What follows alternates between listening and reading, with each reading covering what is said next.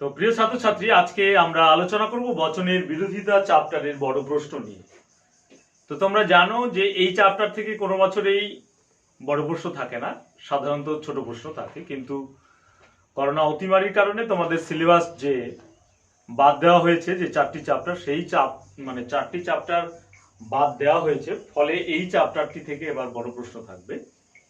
তো এই চ্যাপ্টারটি থেকে যে বড় প্রশ্ন থাকবে, এই চ্যাপ্টারের বড় প্রশ্ন কেমন থাকবে, প্রথমে আমি লজিক বিষয়গুলি নিয়ে আলোচনা করব। যে এই চ্যাপ্টার থেকে যে লজিক থাকে, সেই লজিক পার্টটি নিয়ে আলোচনা করব। তারপর লজিক পার্টটি শেষ হলে তারপরে আমি এখান থেকে বড় প্রশ্ন অর্থাৎ অথবা যে লজিক বাদ দিয়ে যে প্রশ্ন থাকে সে আলোচনা করব। কিন্তু তার আগে আমাদের সিলেবাস সম্পর্কে একটু জেনে নিলে তোমাদের এইটা বুঝতে সুবিধা হবে। কাজেই এখন আমি আলোচনা শুরুর আগে এই জন্য সিলেবাসটাকে একবার দেখে নিতে চাই। দেখো, আমাদের যে চ্যাপ্টারগুলি বাদ দেওয়া হয়েছে, যুক্তি চ্যাপ্টার, ক বিভাগ থেকে যুক্তি চ্যাপ্টার প্রথম অধ্যায়ে বাদ দেওয়া হয়েছে। 6 নম্বর অধ্যায়ে প্রাকল্পিক ও বৈকল্পিক ন্যায় বলে একটা চ্যাপ্টার আছে, সেটা বাদ দেওয়া হয়েছে। খ বিভাগ থেকে কারণ চ্যাপ্টার বাদ দেওয়া হয়েছে। আর আরোহমূলক দোষ, এটি খ বিভাগের চতুর্থ চ্যাপ্টার, সেটি বাদ দেওয়া হয়েছে। ফলে এইগুলো থেকে কোনো প্রশ্ন নাই, কারণ এইগুলো থেকে ছোট প্রশ্ন ছিল। কিন্তু আরোহমূলক দোষ যে বিষয়টি অধ্যায়টি রয়েছে, এখান থেকে আমাদের একটি বড় প্রশ্ন প্রতি বছর ছিল। কিন্তু এবছর যেহেতু এই আরোহমূলক দোষ চ্যাপ্টারটি বাদ দিয়েছে, ফলে এখানের জন্য একটি প্রশ্ন কম পড়েছে, কম পড়লো। তাহলে দেখা গেল যে আমাদের যে 5টি প্রশ্নের উত্তর লিখতে হয় 5×8 = 40, সেই ক্ষেত্রে চতুর্থ অধ্যায়ের যে বড় প্রশ্নটি সেটি বাদ পড়ে গেল। তার মানে একটি প্রশ্ন কমে গেল। এবারে এই একটি প্রশ্নের জায়গায় কোন অধ্যায়ের বড় প্রশ্ন করবে বোর্ড, তাহলে সে সম্পর্কে আমাদের একটু জেনে নেওয়া ভালো। তাহলে দেখো, এই আরোহমূলক দোষ বিষয়টি কিন্তু আমাদের বাদ চলে গেছে। ফলে আমাদের যে 4টি চ্যাপ্টার থেকে প্রশ্ন বড় প্রশ্ন হবে, সেই 4টি চ্যাপ্টার রয়ে গেল এরকম। বচন থেকে একটি বড় প্রশ্ন প্রতি বছরও, তো এবছরও আছে। অমাধ্যম অনুমান থেকে প্রতি বছর একটি বড় প্রশ্ন হয়, এবছরও আছে। ন্যায় অনুমান থেকে একটি বড় প্রশ্ন হয়, এবছরও আছে। খ বিভাগ থেকে মিলের পরীক্ষামূলক পদ্ধতি থেকে একটি বড় প্রশ্ন হয়, এবছরও আছে। কিন্তু তাহলে দেখো, এখানে মোট দাঁড়ালো হচ্ছে 4টি প্রশ্ন, আর আমাদের বড় প্রশ্ন থাকে হচ্ছে 5টি। তাহলে আরেকটি প্রশ্ন কমে গেল, যেহেতু আরোহমূলক দোষ এইটিকে বাদ দেওয়া হয়েছে। ফলে এটির জায়গায় বচনের বিরোধিতা যে চ্যাপ্টারটি আছে, সেই বিরোধিতা চ্যাপ্টারটি থেকে কি হবে, বিরোধিতা চ্যাপ্টারটি থেকে আমাদের বড় প্রশ্ন আসবে। যার ফলে আমাকে আলোচনা করতে হচ্ছে, এবং অনেকে আমাকে অনুরোধ করেছে যে বচনের বিরোধিতা যে চ্যাপ্টারটি রয়েছে সেই চ্যাপ্টারটি থেকে বড় প্রশ্ন নিয়ে আলোচনা করা হোক। সেই তাদের কথা চিন্তা করেই আজকের এই ক্লাসটি আমি শুরু করলাম। এটি কন্টিনিউ চলতে থাকবে। তো আমাদের আজকের যে এই বচনের বিরোধিতার যে প্রশ্ন অর্থাৎ লজিকের প্রশ্ন কেমন হবে, তার একটি নমুনা আমি আজকে প্রথম আলোচনা শুরু করব। এরপর ক্রমশ অর্থাৎ কন্টিনিউ চলতে থাকবে আমাদের এই লজিকের প্রশ্নগুলি বিরোধিতার চ্যাপ্টারে। তো দেখো, আজকের প্রশ্নটি এরকম যে এবচনের আবর্তন না করে নিম্নলিখিত বচনগুলিকে এমন ভাবে প্রকাশ করতে হবে প্রতিটির উদ্দেশ্য পদ ক, বিধেয় পদ খ হয়।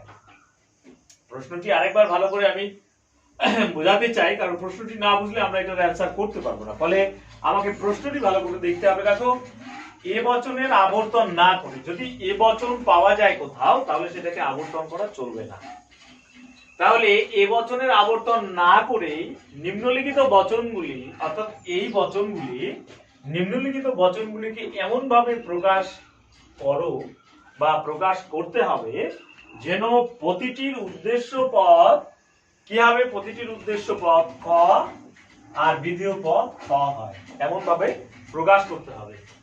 তাহলে আমরা এবারে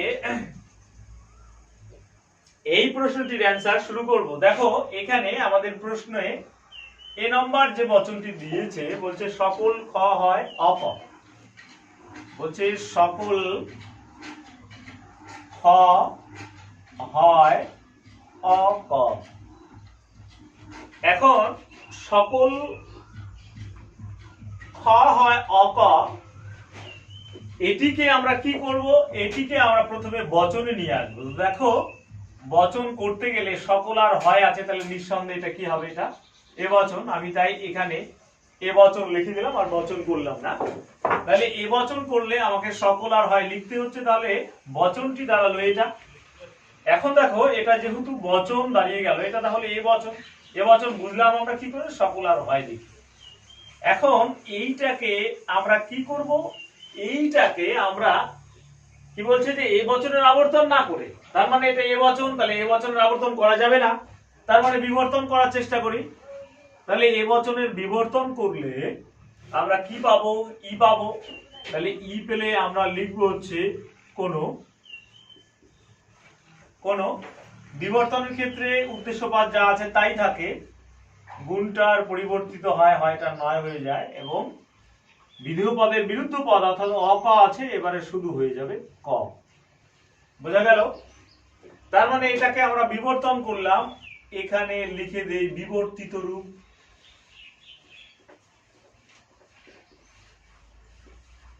তাহলে বিবর্তিত রূপ ই পেলাম এটা। এবারে এইটাকে আমরা আবর্তন করব, ই বচনের আবর্তন করলে আমরা ই বচন পাবো। কোন আবর্তন করলে উদ্দেশ্য বিধেয় চেঞ্জ হচ্ছে, এই কটা চলে আসছে এখানে, আর হচ্ছে নয়টা নয়ই থাকবে, খটা চলে আসছে বিধেয় পদে, এই যে এরকম। অর্থাৎ তাহলে আমরা কি করলাম, এটা কোন ক নয় খ। দেখো এখানে আমাদের প্রশ্ন বলেছে যে এ বচনের আবর্তন না করে নিম্নলিখিত বচনগুলিকে এমন ভাবে প্রকাশ করো যেন প্রতিটির উদ্দেশ্য পদ ক এবং বিধেয় পদ ক হয়। তাহলে দেখো এমন ভাবে প্রকাশ করা হলো, উদ্দেশ্য পদ ক এবং বিধেয় পদ খ হয়েছে। এ বচন ছিল আবর্তন করিনি, বিবর্তন করেছি, ডিরেকশনে তাই আছে। এ বচনের আবর্তন না করে নিম্নলিখিত বচনগুলিকে প্রকাশ করা যাবে। তাহলে আমাদের প্রথম 1 নম্বর এ বচন যে ছিল, এখানে যে এ বচনে এ নম্বরে বচনটা যে ছিল সকল ক হয় অক, এটিকে আমরা প্রকাশ করলাম, যার উদ্দেশ্য পদ ক এবং বিধেয় পদ ক এই মোটিভে নিয়ে আসতে হচ্ছে আমাকে। এবারে আমরা বি নম্বর প্রশ্নে যাব। বি নম্বর প্রশ্ন কি, বি নম্বর প্রশ্ন বলছে কোন অখ হয় ক। কোন অখ হয় ক। এখন দেখো এই যে বি নম্বর প্রশ্নটা, কোন অখ হয় ক, এখানে কোন বলছে আর হচ্ছে হয় বলছে, তাহলে নিঃসন্দেহে আমরা এটাকে আই বচন লিখতে পারি। তাহলে এটা আই বচন হয়ে গেল। তাহলে একে আমরা যদি আবর্তন করি, তাহলে আবর্তন করলে এটা কি পাবো, আমরা আই বচনই পাবো। কোন ক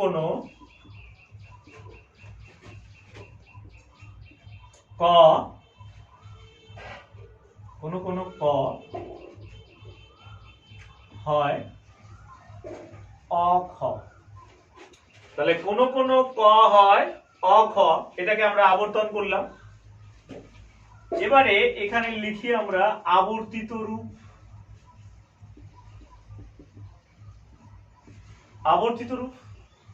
এবারে এই যে আবর্তিত রূপ লিখলাম, এবারে এইটাকে আমরা কি করে দেব, এটাকে আমরা বিবর্তন করে দেব। বিবর্তন করলে আমরা ও পাবো। কোন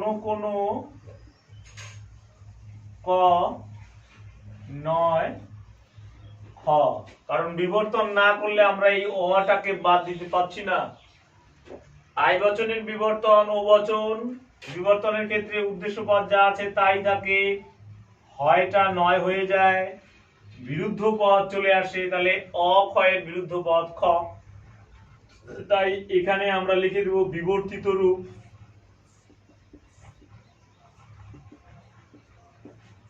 এটা আমরা বিবর্তিত রূপ পেয়ে গেলাম। তার মানে এখানেও আমাদের উদ্দেশ্য পদ ক, বিধেয় পদ খ, এখানেও আমাদের উদ্দেশ্য পদ ক, বিধেয় পদ খ। এটাকে আমরা আবর্তিত রূপ লিখি নেই, আবর্তিত রূপ লিখে দিতে হবে, আবর্তিত রূপ।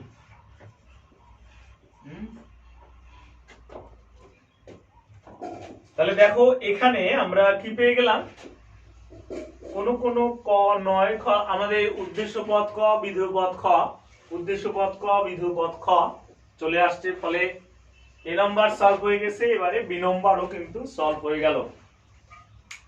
তাহলে এবারে আমরা সি নাম্বার যাব, দেখো এবারে দেখো সি নাম্বার প্রশ্ন।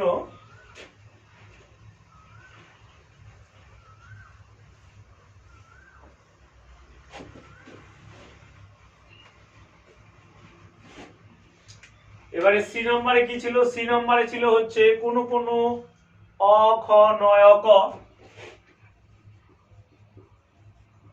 কোন কোন অ খ নয় অ ক। তাহলে দেখো এখানে কোন কোন আছে আর নয় আছে, তাহলে এটা নিশ্চয়ই বহুবচন, তাহলে বহুবচন লিখে দিলাম একবারে। এই বহুবচনকে আমরা প্রথমে কি করব, আবর্তন তো করা যাবে না, বহুবচনের আবর্তন সম্ভব নয়, আমরা বিবর্তন করব। বিবর্তন কি হবে, বিবর্তন হবে আই বচন। তাহলে আই বচন করলে আমরা লিখতে পারি কোন কোন,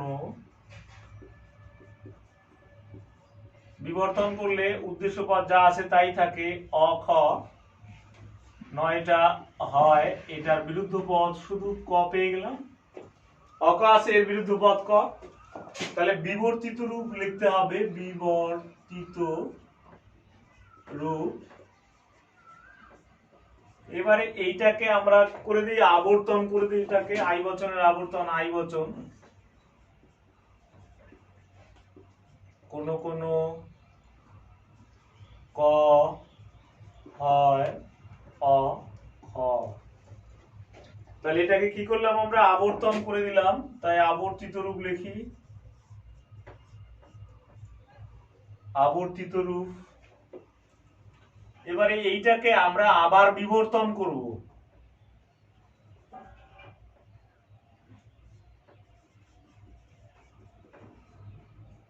বিবর্তিত রূপ।